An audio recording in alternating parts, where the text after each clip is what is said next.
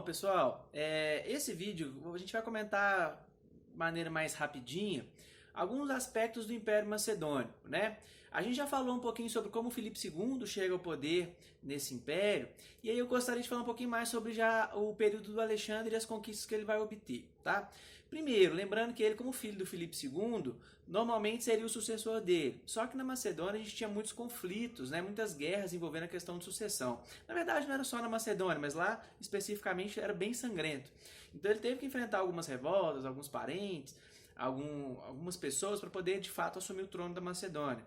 Quando ele conquista essa vitória, ele consegue tirar essas pessoas que estão tentando roubar o trono dele, ele começa um plano de expansão, né, maior ainda do que o seu pai. O pai dele domina a região da Grécia, né? Então, o Filipe II ele começa a se expandir para a região da Grécia, o Alexandre II começa a expandir para outras regiões. Então, ele vai chegar na região aí do Egito, onde a gente já viu, inclusive na correção dos exercícios, ele vai ser muito bem recebido, né? Os egípcios não gostavam nem um pouco dos persas, então quando ele chega lá, ele é visto como um salvador. E ele começa a implementar algumas políticas muito interessantes quando a gente fala em período da antiguidade, né? Muitos dos conquistadores eram extremamente violentos. O Alexandre também era, só que ele tinha essa ideia da diplomacia, que é algo super importante e que vai fazer com que o Império Macedônico conquiste sobreviver por um bom tempo, né? Pelo menos o período que ele continua vivo. Né? Então ele vai implementar essa política aí de louvar os deuses, inclusive colocando oferendas para os deuses locais, permitindo culto. Muitas vezes ele deixava que até mesmo governantes locais administrassem aquela cidade em nome dele. Né? Enfim, então ele tentava de toda maneira controlar a situação sem que revoltas acontecessem naquelas regiões dominadas. Então esse de fato é um ponto positivo que ele vai ter no seu governo. Obviamente, também era cruel com quem não aceitava ele, né? Por exemplo, quando a gente vai ter a sucessão que o pai dele morre, duas cidades gregas se revoltam, né? Tebas e a outra eu esqueci agora. Nesse período, que ele vai ter que sitiar cidades para dominar elas de novo, ele não trata eles bem, não, pelo contrário, ele cerca a cidade, causa fome na cidade, mata muitos dos seus inimigos políticos, né?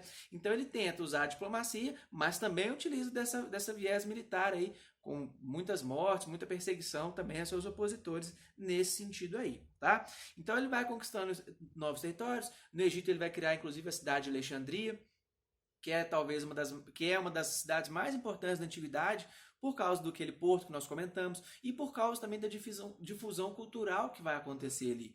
A gente vai ter então a Biblioteca de Alexandria como um dos pontos mais importantes de estudos daquele período, né? Sem contar que a gente vai ter naquela cidade um encontro de diversas pessoas, né? Então, o Alexandre vai ter essa importância grande aí também. Beleza, mas ele vai conquistando novos territórios, construindo novas cidades. Como é que faz, então, para poder continuar administrando tudo isso, né? Uma coisa eu já falei para vocês, em alguns casos ele vai deixar inclusive que pessoas locais continuem administrando em nome dele. Outros casos ele vai colocar pessoas da confiança dele, né? Ele vai colocar então amigos, generais, pessoas militares de alta patente para controlar aquela região em nome dele.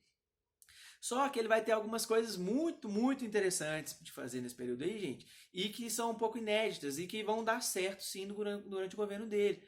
Por exemplo, ele vai incentivar o casamento dos macedônicos com os povos conquistados.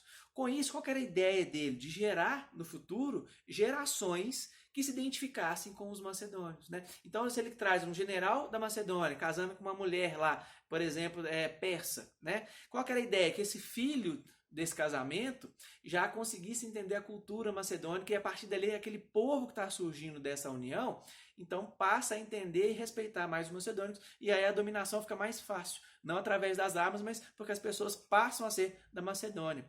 O próprio Alexandre vai se casar com uma princesa persa, né? Ele então também vai levar ao ponto máximo essa ideia aí de casar, não só no casamento, mas de casar também as ideias, a questão cultural dos povos dominados com o povo macedônico. Então ele vai utilizar muito dessa tática aí também.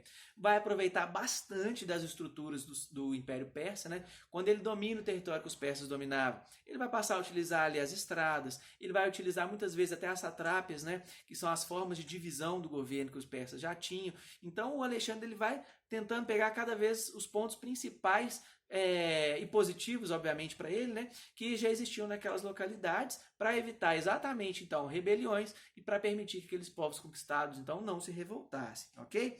Como é que a gente vai ter um império tão grande? A gente precisa, então, um comércio acontecendo, precisa também de moedas, né, para poder circular e unificar esse comércio. Então ele vai fazer a moeda circular ali em relação a todo o império dele, né, para poder controlar toda aquela região.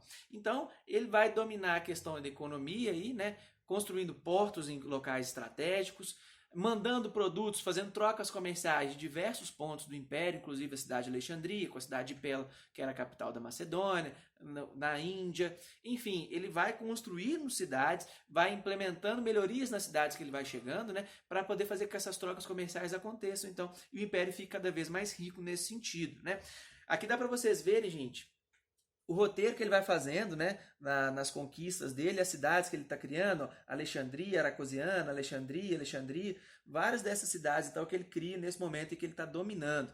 Olha só o que era a Macedônia, né? Era um espaço, era um território bem pequenininho. O pai dele conquista essa região próxima aqui, que é a região da Grécia, e ele consegue essa expansão máxima.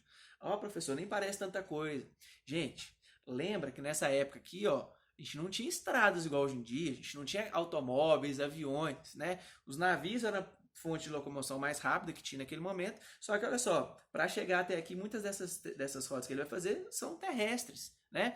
Então ele vai ter que entrar no meio do mato muitas vezes para poder enfrentar aí não só inimigos como animais também. Então, de fato, ele vai fazer conquistas muito importantes num período muito diferente do que a gente vive hoje em dia, né? Então as conquistas dele de fato são muito impressionantes. São viagens que demoravam dias, meses, anos para poder chegar, né? O Alexandre ficou anos longe da Macedônia exatamente para poder conquistar esses territórios, né? Então ele vai conquistar a Babilônia, vai conquistar diversos locais aí nessa expansão militar que demandou muito tempo, muitas vidas também, já falamos sobre isso, sempre vai ter guerra, a gente vai ter perdas de vidas e muito dinheiro, né? Só que também vai conseguir aí muitos lucros para a Macedônia, né? Implementar todo esse império macedônico aí. Ok?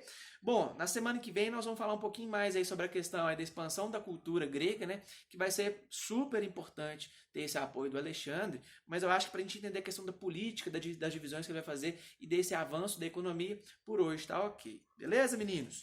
Bom, vou encerrando por aqui então.